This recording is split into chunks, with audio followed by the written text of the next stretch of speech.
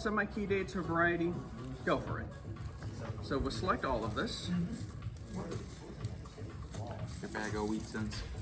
Larry, I'll give you the honors of dropping any amount of coins you want right down over this. Oh, you have like a ramp. hopper. I see. I do. All right. So just right here? Mm-hmm. Okay. So there we go. We drop them. So there are 3 different motors that are running through this. I use a lib camera as one of the open libraries to be able to detect. It creates a background model, so when it drops down, it knows when a coin has been detected. It uses 2 60 megapixel cameras over in the front and back. And now you see over on the screen, oh hey, you marked the 1937. Well, you got an alert.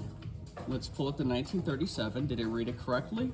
No, it says 1947, and that's one of the things I'm trying to work through is with the lighting. But when it captures the photo, it sends it over to Google Gemini with a very simple prompt.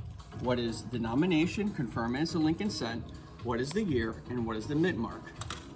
Right now, it goes through and automatically can sort around 600 coins per hour. But one of the things I want to point out too is look at the AI cost over here. It does 2 coins. It hasn't even reached 1 cent. This calculates around 10,000 coins for $6. A year ago when I was working on this and having it specialize over on silver coins, it was $100 to do 10,000 coins.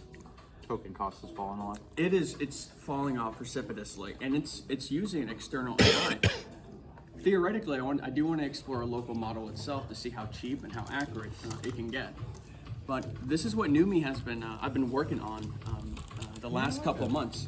It's my 3rd version because the first one was on AI grading. I realized, talked about this, the market doesn't accept it. Right. Second version was on silver, but I realized there's not enough silver coins in circulation to justify full business.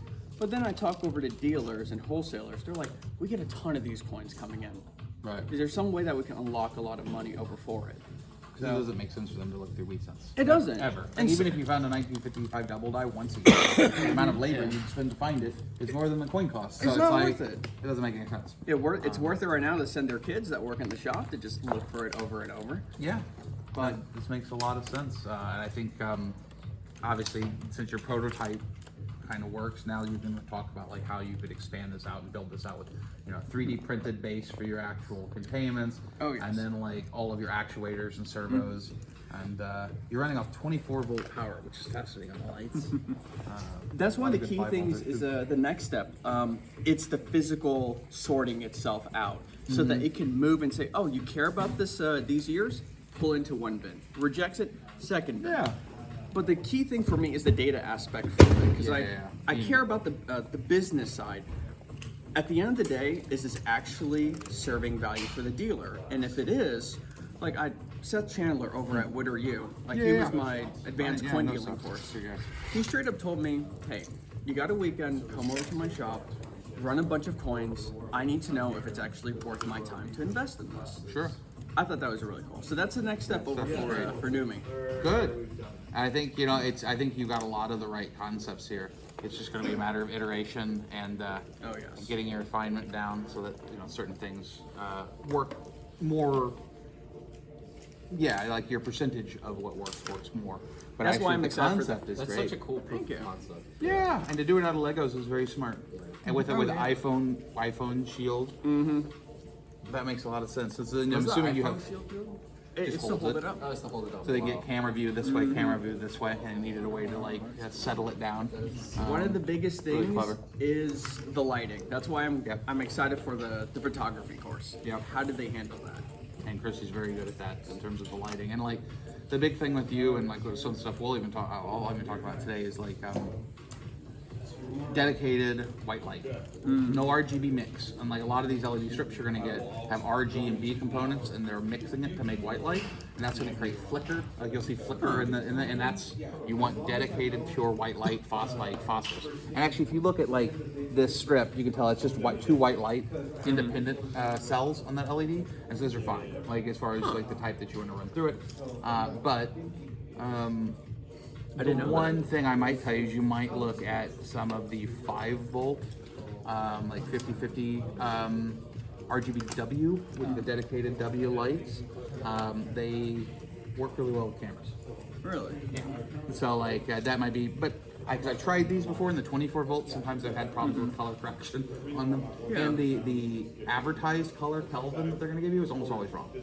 Almost always wrong. What do you think about polarized filters? Because that's what I have on here, so it's not as sharp. The big thing, as long as you get the lights that work for you and you don't change, you can adjust your bright balance at that point. You're fine. Okay. As long as the manufacturer doesn't swap stuff halfway through for you or something like that. And then eventually, if you get this exactly the way you want it, you can go get PCBs manufactured with the lights exactly how you want it from fab over in like Shenzhen, and like it's great. I've done that a couple of times, and it's like you take your proof of concept, then you make another proof of concept, and then you draw it out, and you make actually like, I need this piece is going to plug in together, has exactly the LEDs I know, they're exactly the color I want, and you can control all that more. But I think you're doing exactly the right thing, which is start as inexpensively as you can to get a proof of concept working.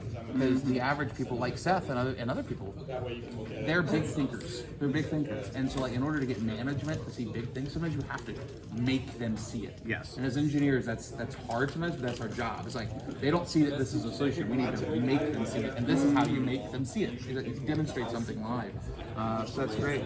And that's the fun of it. And it's just That one, right? building it out, export it, test it.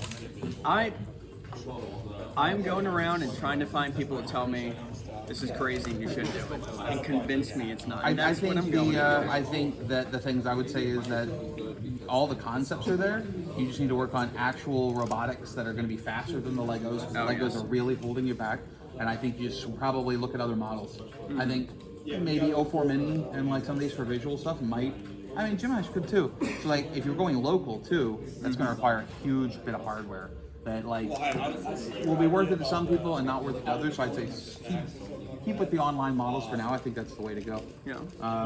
Those are things that pop off right as bad. It's like, okay, I think if I were at this stage, I would now be drawing out and 3D printing. That's what I'm thinking of next. Yeah. That's what I'm thinking. Get yourself a little A1 Mini 3D printer if you don't have a 3D printer. I've got one in my office. I can bring it in or show you can take it in and show. They only cost like about $200 with the AMS, or $200, $300. And while the build plate's fairly small, like about like that, you can build stuff in parts that connect all together, slide together, or anything like that. Would you think a 3D printed model, but still keep the Lego motors as a way to still connect over to the Pi? It's up to you. It's up to you. I think it's been an iteration. Like, you're familiar with the Lego motors, so that's the start. But I would actually say get away from the Lego motors sooner rather than later, because you've kind of proven that the concept can work.